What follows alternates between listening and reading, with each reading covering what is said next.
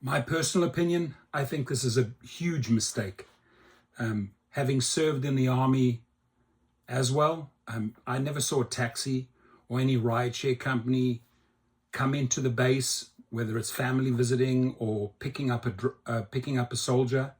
I mean, you're inviting people in with bad intentions, right? Bad intentions. In fact, to even allow them to come up to the gate can wreak havoc.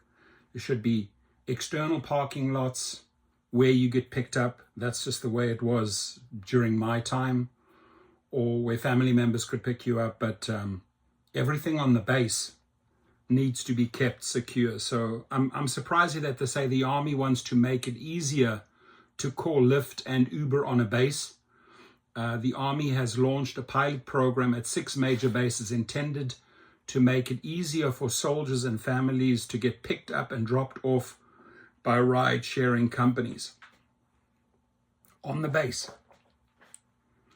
I mean, they should know that there are people with really, really bad intentions out there. So trying to get on or off a military base without a vehicle of one's own can be a pain. That is true. I had to walk quite a while to the pickup place, or where I could pick up my car and leave externally.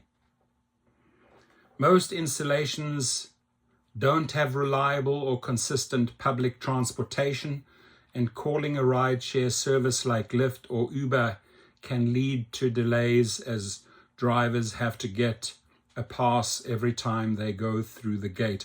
I can just remember one trip where I was, I think, in the San Diego area. I think it may have been Oceanside or close to Camp Pendleton. And I took one exit and the military was right there. Sorry, you have an Uber sign, you can't come on here. And that's a good thing. The security was tight. And calling a rideshare service like Lyft or Uber can lead to delays as drivers have to get a pass every time they go through a gate. And that should stay that way. Now the Army is trying to solve at least one of those problems. The Army is launching a pilot program to standardize procedures and requirements for using rideshare companies like Lyft and Uber on 6 major bases. An Army news release says this program demonstrates our commitment to addressing the challenges faced by our military communities, and zero disrespect to the military with my suggestions. I mean, I served as well. I'd rather be kept super safe inside of the base. That's just, again, my opinion. And please feel free to comment. And feel free to comment if you're actually an acting serving member. Army Secretary Daniel Driscoll said in a news release Monday, the program demonstrates our commitment to addressing the challenges faced by our military communities. Through collaboration with the rideshare industry, we're able to provide our soldiers and the families with safe, reliable, and convenient transportation options that support their unique needs and enhance their overall quality of life. It's sort of like the same video that I made, same but a little bit different, that I made a few weeks ago, where Uber is doing deals with the prisons, where you actually pick up a prisoner, at the jail or at the prison. I don't think that's a good idea. You're allowed to have your opinions here.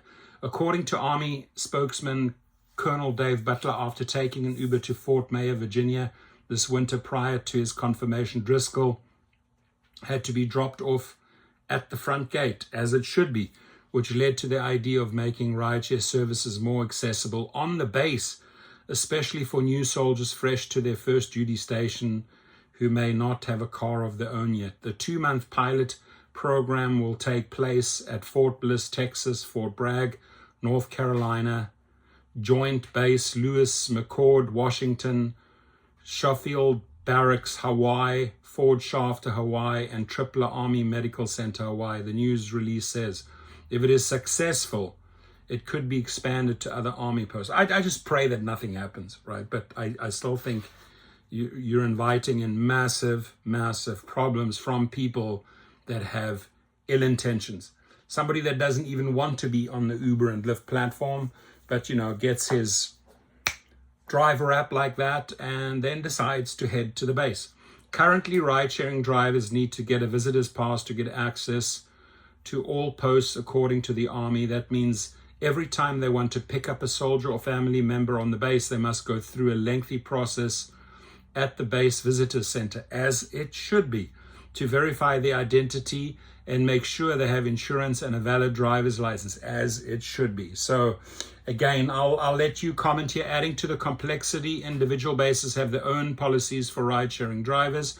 The pilot program will attempt to streamline the process for the 6 bases taking part. Ride-sharing drivers will undergo identity proofing and vetting through the FBI's National Crime Information Center and Terrorist Screening Database, the Army said in a statement.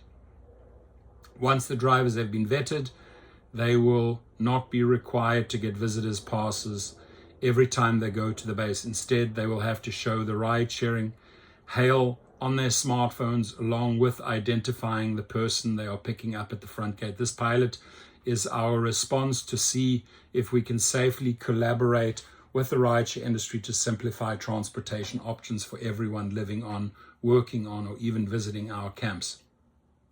Over time, when soldiers and family members on the 6 bases call for an Uber, their request will be sent to drivers who have been cleared to get on base according to Uber. Cleared by Uber and Lyft to get on a base. Well, we know a lot about the verification process, right? Verified riders. Say no more. I mean, this has so many loopholes in it that will be exploited. I just pray at the end of the day, nothing happens, but feel free to comment. Thank you.